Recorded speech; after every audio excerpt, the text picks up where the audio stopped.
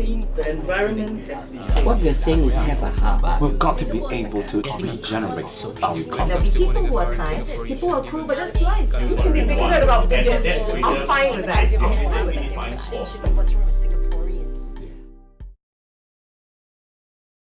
Singapore is one of the top destinations, according to a study in 2012, for plastic surgery.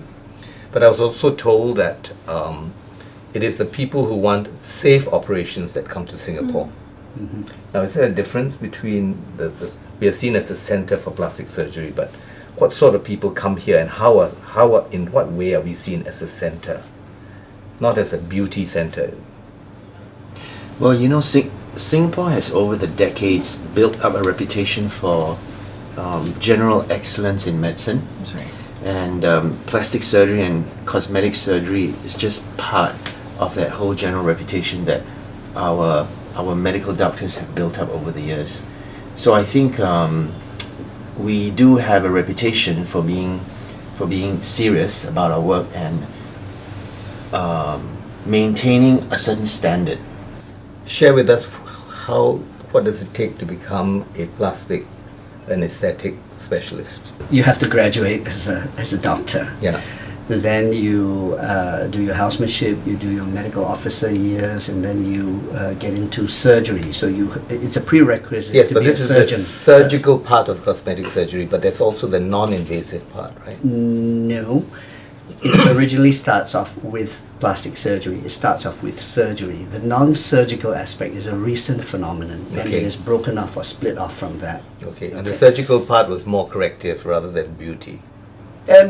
Initially, yes, maybe 100 years ago, at the time of World War I and then subsequently World War II, plastic surgery was developed to treat victims of the war. And so as you asked, you have to finish your surgical degree first before you can enter into a plastic training program. And when you finish that, you will subspecialize in one of the 5 branches of plastic surgery. And then after that, you will invariably pick up the cosmetic elements. Okay, but now there's also the area, as you have mentioned, that has developed, which is the non-invasive cosmetic treatment. It's a worldwide phenomenon, but it's no more than 20 years old. And it all started off with Botox. Then we soon developed fillers. Then we developed IPL, lasers, all these other non-surgical devices. And that's the route you took, Yes. Dr. Liu. So tell us the route you took. Actually, I started out as a basic surgical trainee, but I did not finish the full training. But the cosmetic part was interesting to me. So later when I left the public system, so I began to invest more time in all the latest technology. So in terms of non-invasive work, I think well, it has its advantages, the safety profile, the little downtime involved, and the low cost barrier. How about the permanence?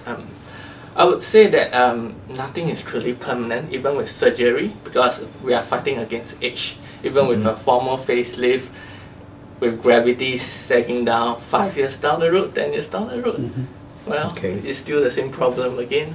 So can you tell us some of the procedures that you do? In my clinic, Swiss clinic, the top procedure we do would be, as Waffle said, Botox.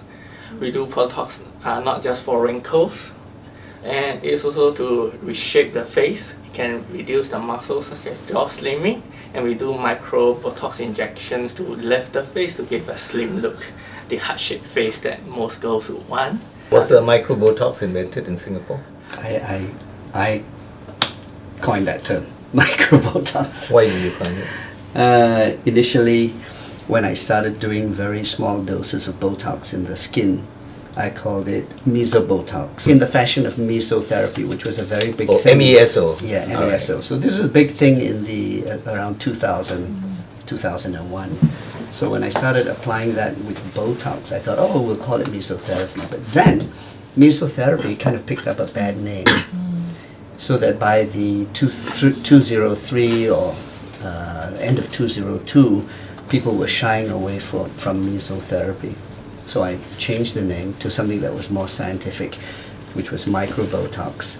And in Korea, it picked up pretty quickly. They call it either microbotox or intradermal Botox, which means it's Botox just in the skin and not in the muscle. And it's not permanent, huh? Nothing in Botox is permanent. Okay.